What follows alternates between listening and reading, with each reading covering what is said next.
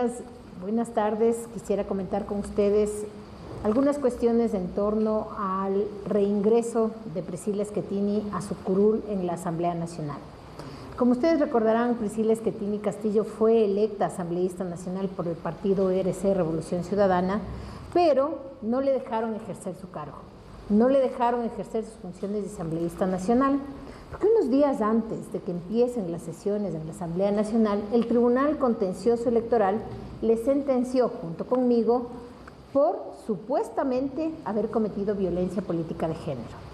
Les recuerdo lo que ocurrió. Lo que ocurrió fue que un par de años antes, en el marco de las múltiples irregularidades que se presentaron en el juicio en contra de Freddy Carrión, ex defensor del pueblo, Priscila Schettini lideró no solamente la defensa del ex defensor del pueblo, sino que además evidenció las irregularidades, las inconsistencias del caso forjado en contra de Freddy Carrión.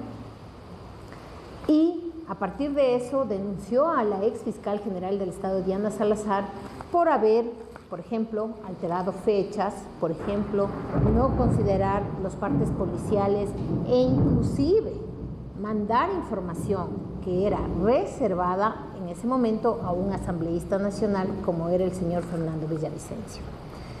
Todo esto generó una animadversión terrible de la ex fiscal general del Estado en contra de Priscila Schettini. Y esto llevó a que la señora fiscal general del Estado le denuncie a Priscila y a mí porque nosotros denunciamos y descubrimos el plagio de la tesis de la fiscal general, la tesis de grado, con la cual había obtenido el título de abogada en la Universidad Central. Entonces ella nos denunció ante el Tribunal Contencioso Electoral, obviamente un tribunal cooptado por el gobierno, obviamente un tribunal que no decide en derecho, decide siempre políticamente. Y eso fue lo que pasó. En primera instancia se decidió que se le retiraban los derechos políticos, se le suspendían los derechos políticos a Priscila Schettini por 3 años. A mí se me suspendió por 2 años, además de que se nos sancionó, que nos impusieron una multa y una serie de otras cosas más, como por ejemplo que borremos todo lo que hemos dicho de la señora fiscal general, en ese momento la señora Diana Salazar. Aquí hay que aclarar una cosa muy importante. Ese proceso demoró muchísimo. ¿Por qué? Porque todos los peritos solicitados por la ex fiscal general se negaron a participar. Y se negaron a participar porque era obvio que era una violación, que era además un rechazo al escrutinio que tenemos los ciudadanos como derecho frente al poder político y frente al poder en general, como es la Fiscalía General del Estado. Entonces, lo que sucedió es que demoró este proceso, los peritos rechazaban participar, pero hubo una perito que se prestó, que es precisamente la señora Elsa Guerra, que es, me parece, militante del Partido Socialista.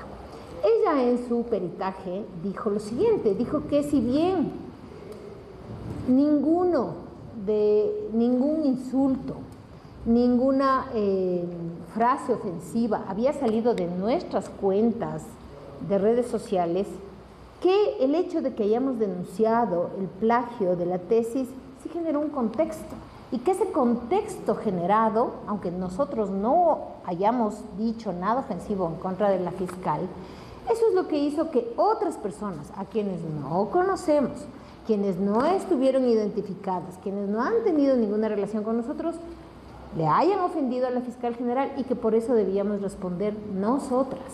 ¿Se imaginan ese argumento? La responsabilidad es individual. Y el Tribunal Contencioso Electoral dijo que por lo que otros le decían a la señora fiscal, las responsables éramos nosotras.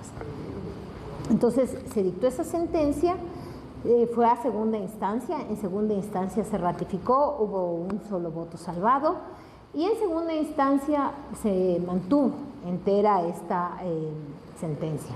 En segunda instancia se pronunció la sentencia el 9 de mayo del 25, es decir, unos pocos días antes precisamente de iniciar el proceso en la Asamblea Nacional. Priscila tiene la credencial de asambleísta nacional, tiene el certificado del Consejo Nacional Electoral porque ella cumplía con todo.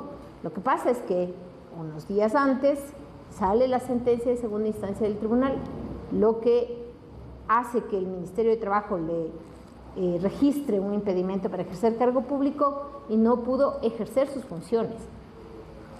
En julio del 2025, el año pasado, se hace una reforma al Código de la Democracia, reforma planteada por ADN. Y en esa reforma se rebaja la pena máxima de la violencia política de género. Obviamente, en esa reforma de ley no estaban pensando en nosotras, estaban pensando en ellos y en los procesos que ellos tienen por violencia política de género, pero rebajaron la pena máxima a solo 1 año. Entonces, considerando esos elementos y aplicando el principio de favorabilidad, que significa que para una infracción existe posteriormente una pena más suave, se utiliza esta última pena, no importa si haya sido sentenciado o no. Entonces, aplicando el principio de favorabilidad, fue que se rebaja, se modula la pena de Priscilla Schettini y se le deja en 9 meses. 9 meses que se cumplieron el 10 de febrero del 2026. Una vez cumplidos esos 9 meses de sanción, el 23 de febrero del 2026 el Ministerio de Trabajo, que por si acaso comento, el señor Harold Burbano era un funcionario de la Defensoría del Pueblo. Fue el funcionario que precisamente aportó, junto con la señora Zaida Rovira, para inculpar a Freddy Carrión en el proceso que se le llevó en contra. Esa persona se demoró 10 días en levantar el impedimento que pesaba sobre Priscilla Schettini. Fue la presión que se hizo ante el propio Consejo Nacional Electoral que llevó a que se levante ese impedimento de ejercer cargo público que pesaba en el Ministerio de Trabajo. En este momento, una vez levantado ese impedimento, que era el único que tenía, se pidió al presidente de la Asamblea Nacional que le facilite su correo institucional, que le facilite sus claves, que le facilite su credencial para entrar y salir de la Asamblea Nacional, ya que ella debe ocupar su curul que lo ganó en las urnas. Y ahí debo decir lo siguiente, ya es 1 semana y el señor Nielsen ni se ha pronunciado, no ha dicho ni pío. Claro, uno se pregunta, ¿por qué? ¿Por qué? Si es obvio, si la norma, la Constitución, la ley es súper clara, no hay impedimento, ella tiene que ocupar su curul.